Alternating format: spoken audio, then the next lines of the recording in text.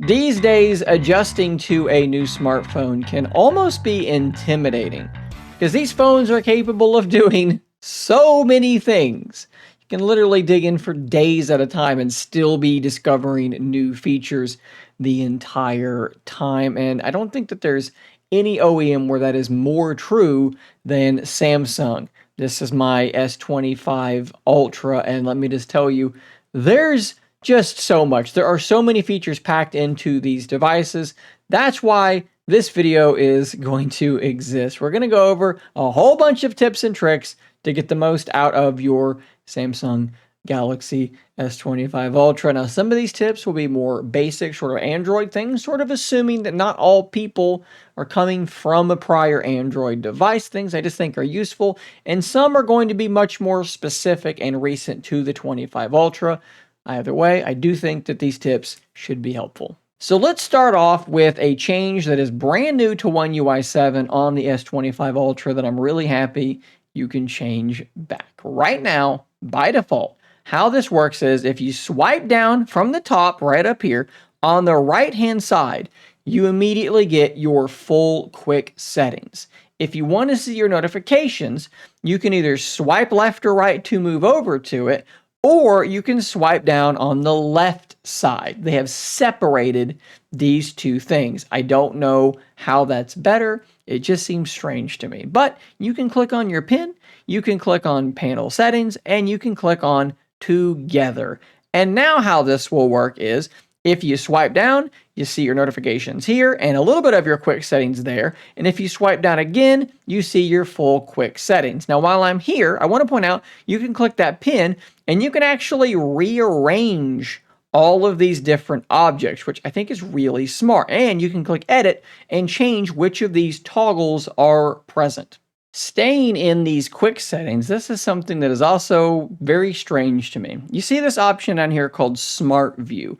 What this does is it allows you to mirror your screen. Now, on a lot of other Android devices, like maybe a Pixel device, it's a cast button, and it will grab your Chromecast devices. By default, that is not how this works. You can see that mine is seeing all of my Chromecast enabled devices, but to do that, you got to go into settings, you got to go into labs, and you got to turn on Chromecast support. It's turned off by default. I have no idea why. One kind of interesting thing that I've noticed when I see Samsung phone users is how many of them are still using the 3-button navigation. I don't remember if this one came that way by default because I pulled my settings from another device, but if you want to know how to switch back and forth, let me show you. So we're going to swipe down and we're going to go into our settings, obviously. Scroll down and look for display, and then scroll down once more and you are looking for navigation bar. So by default, it may have come like this, where you have your home button, back, and then your recents screen.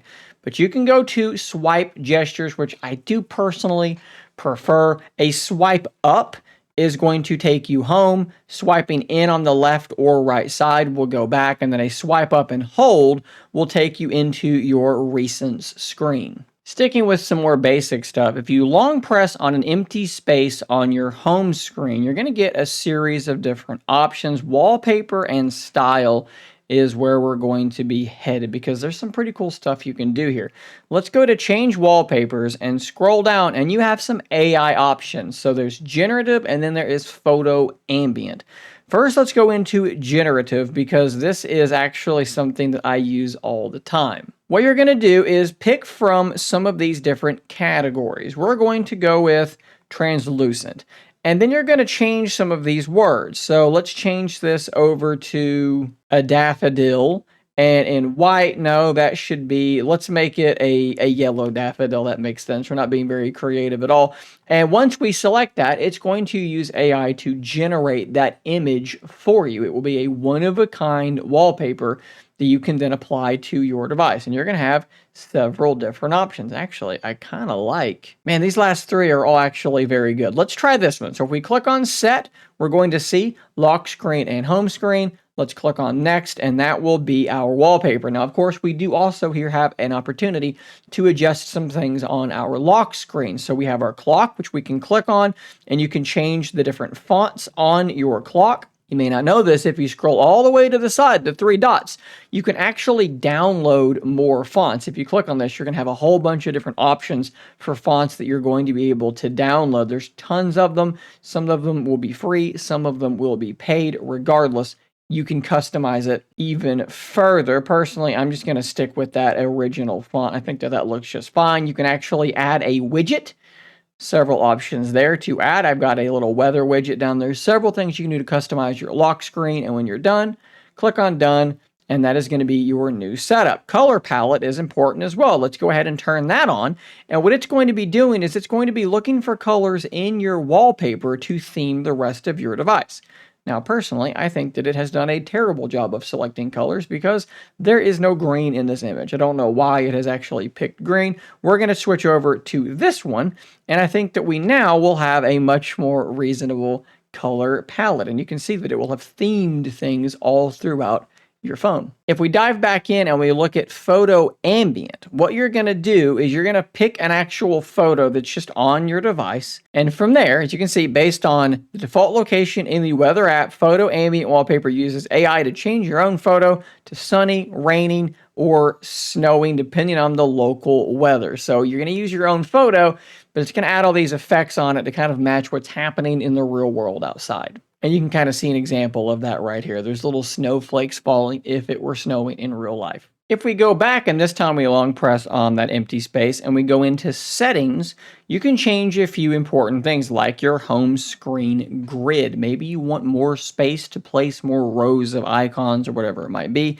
You can toggle between 4x6 and 5x6. You can also toggle the app size. Now, it's not changing things as much as maybe some people would want, but it is still at least an option. You can also get rid of the app labels. Let's say you know what your apps are by the icon. You don't want to see the text. You can get rid of the text. This one was a cool one for me. So the app screen grid where you swipe up and you see all your apps by default, it was set to 4 columns. That looked a little silly to me, so I bumped it up to 5. And you can also change what that screen all the way to the left-hand side is. It can either be Samsung News or Google Discover, or it can be nothing. I have mine by default set to the Google News feed there, but you can turn that off if you don't want it. Let's talk a bit more about that lock screen, but more specifically, the always on display. You want to turn it on with this option here, that toggle, but you can click on it and see more. A cool feature for me is show lock screen wallpaper. So let's turn this off, and I'm going to lock my phone, and you should see right there is my always on display, and that looks absolutely fine. As you can see there, it's using my themed colors. That's cool.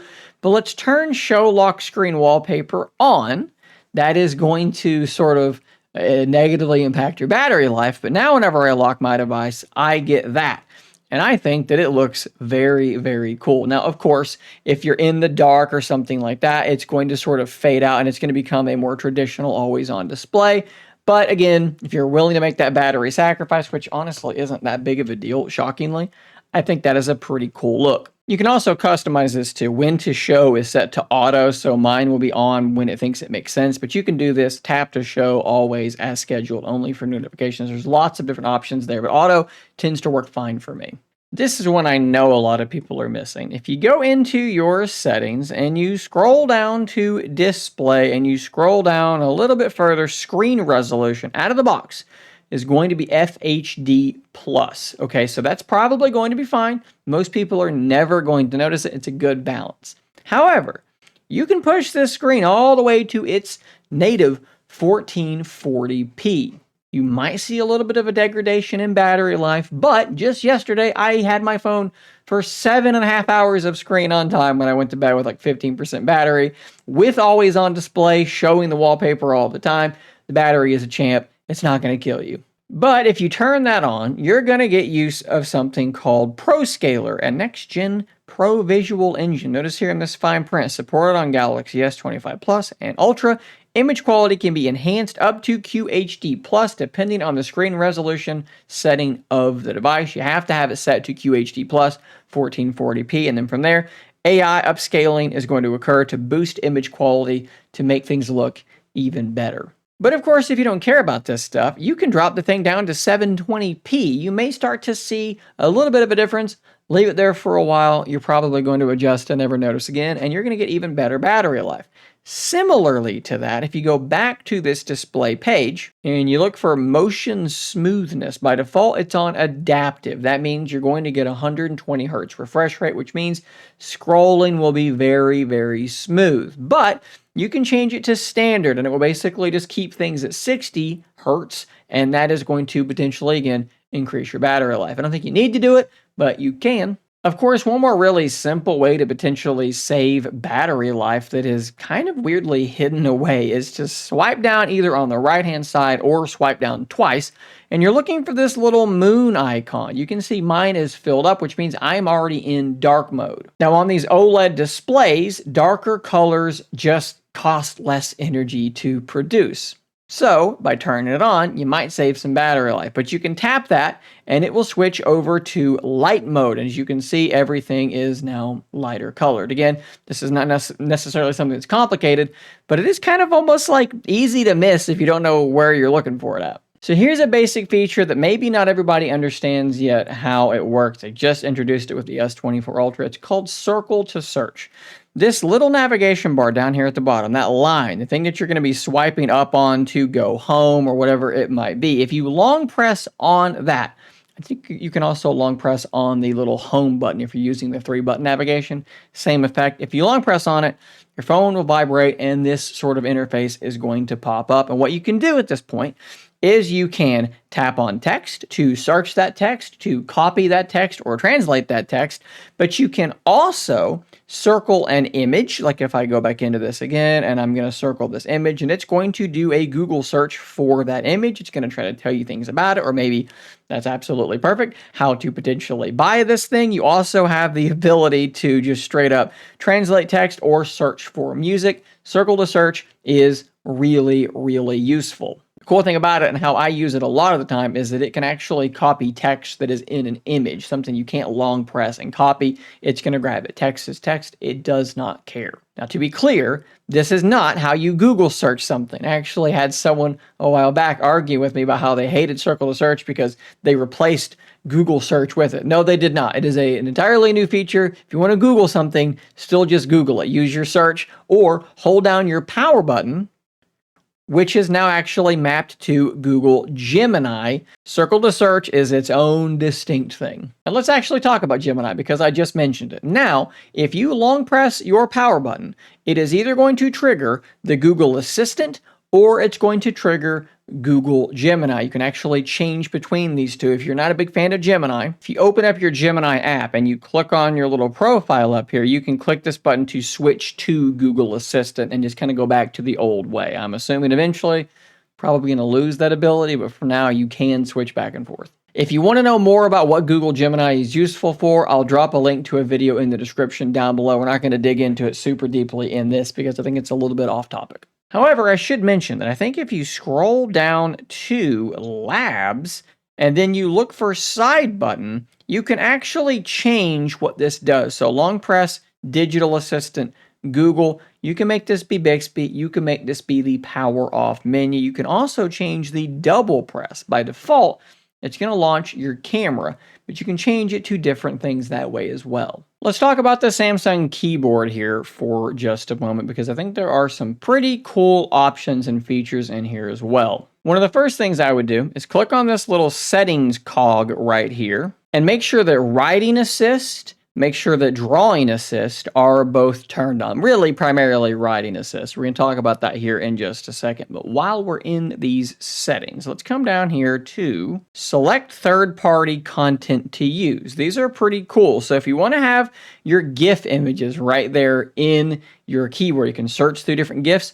Turn on Giphy and Tenor. Translation, you can turn on Google Translation. I'm not a big fan of Bitmoji or whatever Moja Talk is, so we're going to leave those off, but you can turn these things on. From there, if you were to just type out a sentence, something you're going to be sending to a friend or a message, a tweet, something like that that you're going to send, but let's say you've made some errors in this message. You haven't punctuated it well at all. You can click one button and fix that. And that button is this little AI icon, the little stars. If we click on it, we click on spelling and grammar, it's going to scan it, and it's going to give us some suggestions to boom, replace, and there is our corrected text. That is very, very useful. So Samsung has actually added their own thing that is kind of similar to Circle to Search, but it uses even more AI, which I'm sure everybody loves. Do you see this little thing right here on the side? It says Edge Panel. It kind of pops out whenever you mouse over it, if you're using what I'm using. But if you swipe on it, this little panel comes out, and you will see AI Select. If I click on that, and I then circle some text, what it's going to do is grab that text and it's going to give me a handful of options. So I can either, I think this is the extract text option, I can do pin, copy, share, or writing assist. We'll talk about what pin means here in a moment as well. Let's click on writing assist. That is the stuff that we've already seen, where you can sort of format these things, spelling and grammar. Some of the stuff is actually really, really useful. In fact, my list of tips and tricks that I'm working off of, I formatted with the bullet point option, and it worked really, really well. But it doesn't just work on text. If I were to circle an image, it's going to try and grab that image. You can actually sort of change where those bars are. And from there, generative edit is going to be an option where I can sort of draw something on it and it will try to add that to the image. Or I can go to create a GIF, and usually drawing assist pops up as well. It may be that I don't have a large enough image. So let's go ahead and go back. Let's make this bigger, and let's go back into AI Select. And now I'm just going to tap on the image, and there we go. There's drawing assist. And this is kind of like Pixel Studio, but a bit more limited. So I can choose between these different styles, like a sketch. And if I click on generate, it's going to generate an image based on the image I'm looking at in the style that I selected. As you can see, it got that it was a dog, but really nothing more than that. Let's try to do text to image. So let's say I tell it that's an Australian Shepherd. Does it actually like combine all of this stuff? So image and text? Let's find out. Let's see if it gets any closer. At that point, I bet the text would probably have been sufficient. Definitely got an Australian Shepherd. Nonetheless, that is an option. But I did say that I was going to tell you about that pin option as well. So let's come back here. AI Select one more time. We're going to select the whole thing there.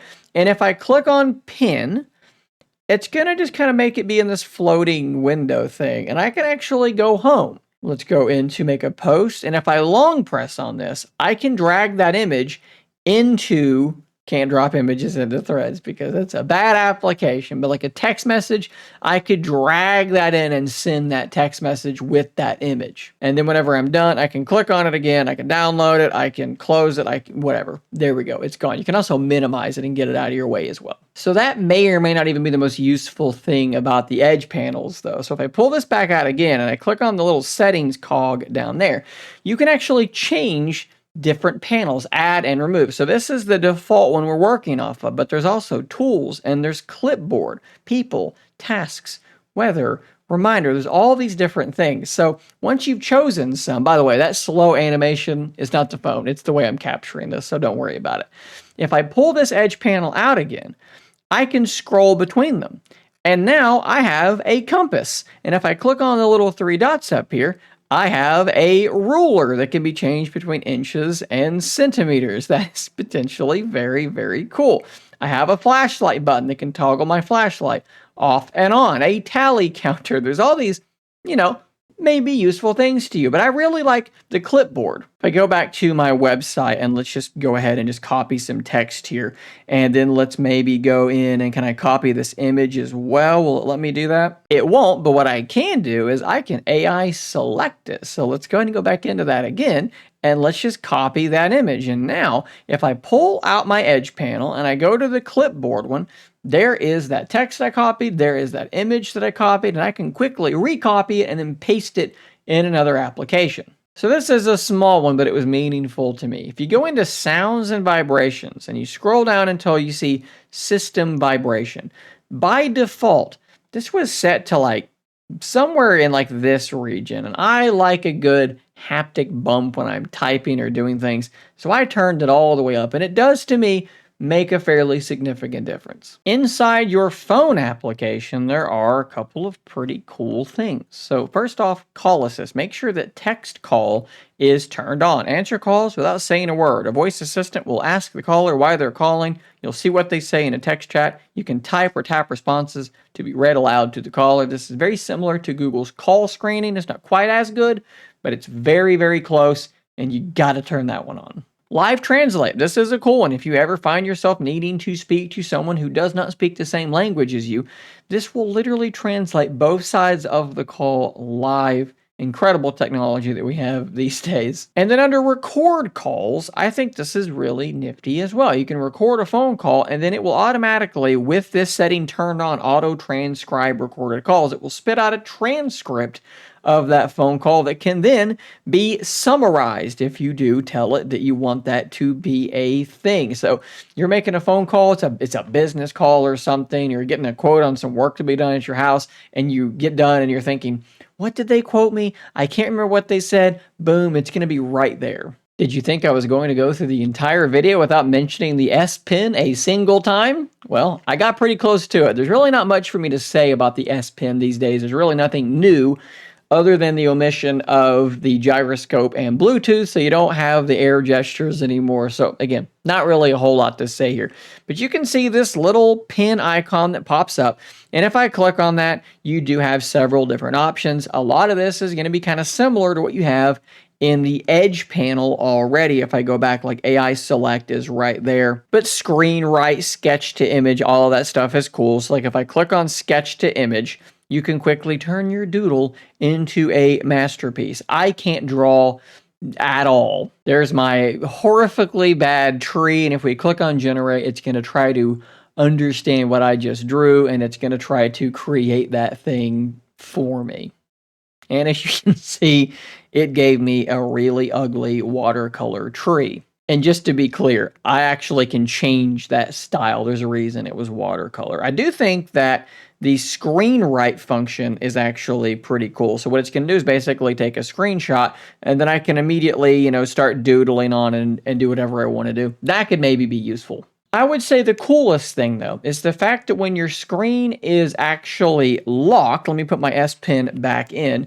I believe when I pull the S Pen out with it locked, does it automatically trigger this, or do I have to do something? Yeah, okay, so there we go. It instantly triggered it, and I can just start writing down, scribbling down a note, and it's going to be right there saved inside my Google Notes app. All right, guys, so that was something like 17 tips for your Galaxy S25, specifically the Ultra version. If I actually wanted to nitpick, there's quite a few of those that are like mini tips in one, so it could be over 20 if I wanted to go there. I'm going to say 17 tips for your Galaxy S25 Ultra, and I think that it's almost certain that I will do another video. I did not talk about the camera at all because I could probably do like 15 camera tips, and this video would be an hour long, so that will probably be its own video later on. If I missed anything really obvious, put it in the comments down below. Help people out. If you see something that you're like, man, this particular tip was game-changing for me, don't keep it to yourself.